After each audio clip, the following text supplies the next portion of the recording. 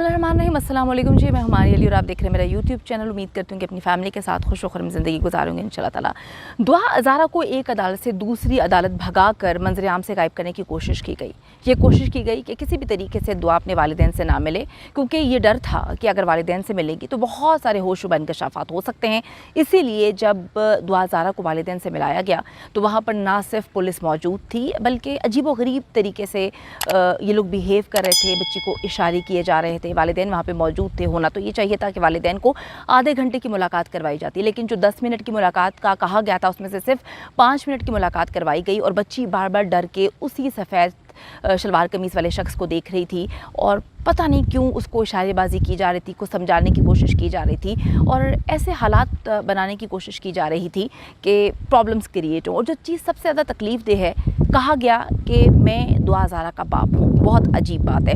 लेकिन जी जो ज़हीर नेटवर्क है उसकी 1.5 महीने की प्लानिंग मुकम्मल तौर पे जो है फ्लॉप हो चुकी है।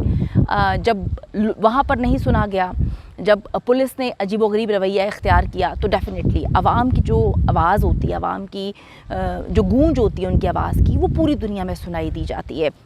अवाम ने मुल्क गिर एहतजाज जो है उसका सिलसिला शुरू कर दिया। ना सिर्फ पाकिस्तान में, पाकिस्तान से बाहर भी मुख्तलिफ़ ममालिक में एहतजाज किया जा रहा है और सिर्फ यही कहा जा रहा है कि हर हाल में इस बच्ची को जो है वालिदैन से मुलाकात करवाई जाए और सही तरीके से इस केस को लेकर चला जाए। इन्वेस्टिगेटिव रिपोर्टर नदीम शहजाद इस वक्त मेरे साथ मौजूद हैं, जिन्होंने एहतजाज ना सिर्फ कवर किया बल्कि हर चीज़ वहाँ पर अपनी आँखों से देखी, आँखों देखा अहवाल उन्होंने बताया, हमने शेयर भी किया।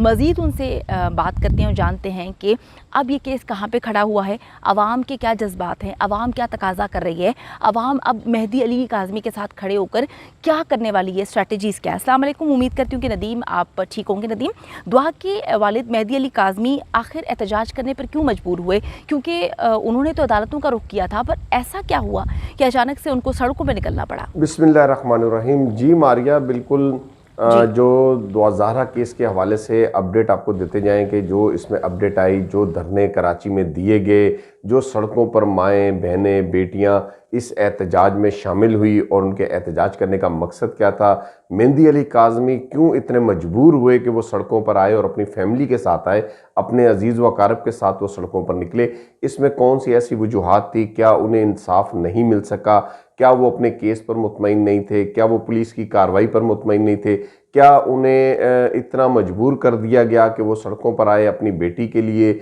अपनी ही बेटी के लिए वो सड़कों पर आ गए और एहतजाज करते हुए नजर आए। और इसके साथ साथ आज जितनी भी प्रोसीडिंग रही, जिसमें हमारे यहाँ के ट्रायल कोर्ट के अंदर जो समात हुई, जो हाई कोर्ट के अंदर समात रही, जो लाहौर हाई कोर्ट के अंदर समात रही, उनसे क्या वो अब तक जो है मुकम्मल तौर पर मुतमईन नज़र नहीं आए? क्यों आखिर ऐसा इकदाम करना पड़ा कि वो सड़कों पर आए? ये एक बिल्कुल सबसे पहले इनका जो धरना रहा मारिया, वो रहा कराची प्रेस क्लब के बाहर। और कराची प्रेस क्लब के बाहर भी जो इनका धरना था वो शाम के टाइम था, मगरिब के बाद की इन्होंने कॉल दी हुई थी। हालांकि उससे पहले सारा दिन सुबह के टाइम जो था ट्रायल कोर्ट के अंदर समाअत भी थी। वो जब ख़त्म हुई तो उसके बाद शाम को उन्होंने धरने का और एहतजाज का ऐलान कर दिया कराची प्रेस क्लब के बाहर। कराची प्रेस क्लब के बाहर जब इनका आना होता है तो उसमें भी इनके साथ इनकी ख़वातीन, इनके अजीज़ व अकारब, इनके साथ दोस्त अहबाब और कराची की जो सिविल सोसाइटी है वो भी निकली इनके साथ, और इनके साथ बाहमी यकजहती का इजहार करते हुए वो कराची प्रेस क्लब के बाहर आए।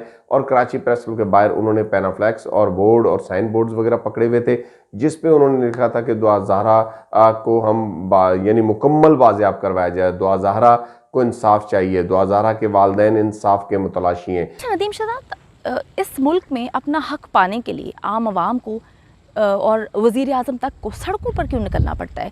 क्यों यहाँ पर सुनवाई नहीं होती? क्यों यहाँ पर जो है इदारे बनाए गए हैं आवाम की सहूलत के लिए, वहाँ से जो है रुस्वा होना पड़ता है?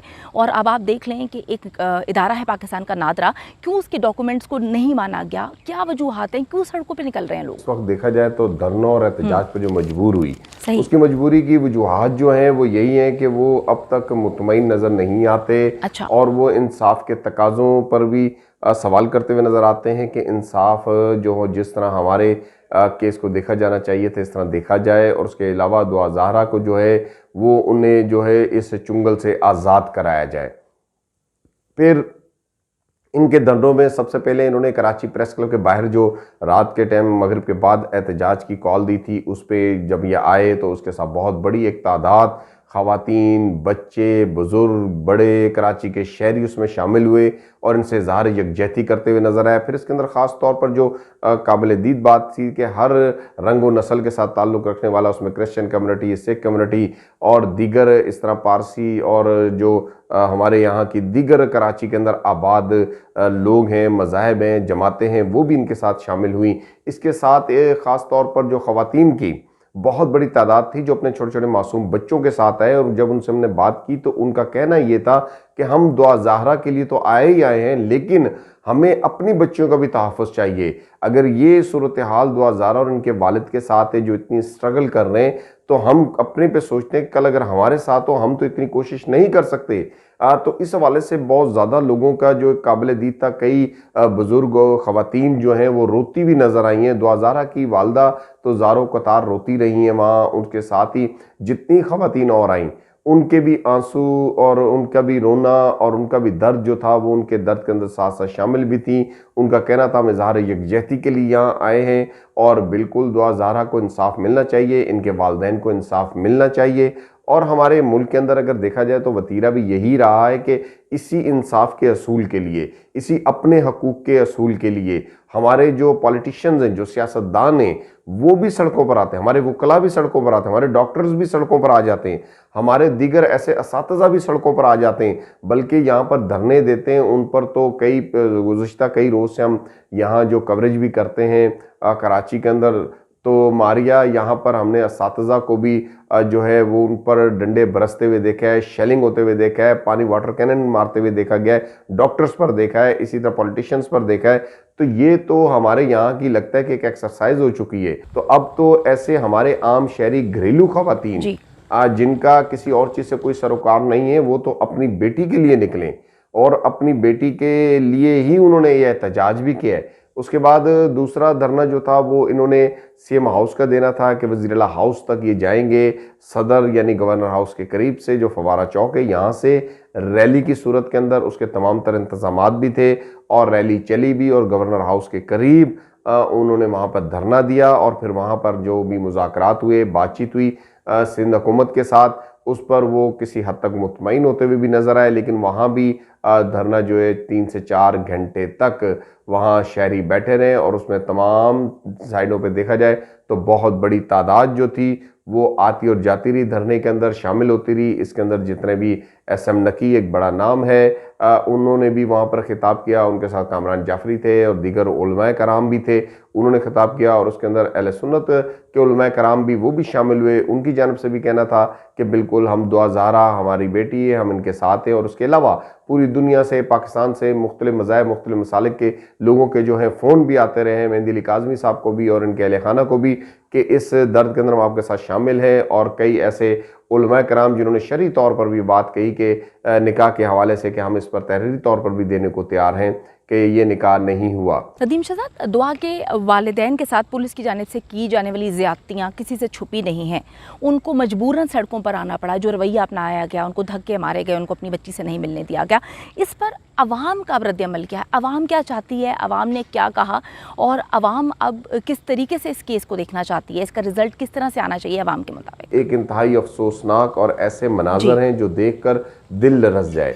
एक ऐसे माँ बाप का कि सब बच्चियों वाले हैं, सबके घरों में बच्चियां हैं, तो दुआ ज़ाहरा भी हमारी बच्ची है, वो भी कौम की बच्ची है, कौम की बेटी है। तो इस पर मेहंदी अली काज़मी से जब बात हुई तो उनका यही कहना था कि मैं जो अपने इंसाफ के लिए बाहर निकला हूँ, इसका मकसद सिर्फ मुझे मेरी अपनी बेटी दुआ ज़ाहरा ही नहीं है, बल्कि मैं तो ये समझता हूँ कि इस तरह का जो मुबीना रैकेट है, ग्रोह है, इनके हाथों कितनी बच्चियों जो हैं वो यरगमाल होंगी, कितने लोगों के घर इस तरह उजड़े होंगे, कितनी बेटियों की इज्जतें लुटी होंगी, कितनी बेटियां घरों से बेघर हुई होंगी, कितने वालिदैन होंगे जो बिल्कुल आहो पुकार कर करके बेबसी की ज़िंदगी गुजार रहे होंगे, कितने ऐसे लोग होंगे जो केसों का सामना नहीं कर सकते होंगे कि वो सिंध में भी केस का सामना करें, वो लाहौर के अंदर भी केस का सामना करें, वो अपनी बेटियों की तलाश के लिए पूरे पाकिस्तान के अंदर घूमते रहें। कि जिस तरह के ज़हीर गिरोह ने जो है देखें पुलिस को चकमा देते रहे कि उनका मोबाइल कभी किस एरिया में ले जाकर उसकी लोकेशन ऑन करते थे, कभी कहाँ ले जाकर लोकेशन ऑन करते थे।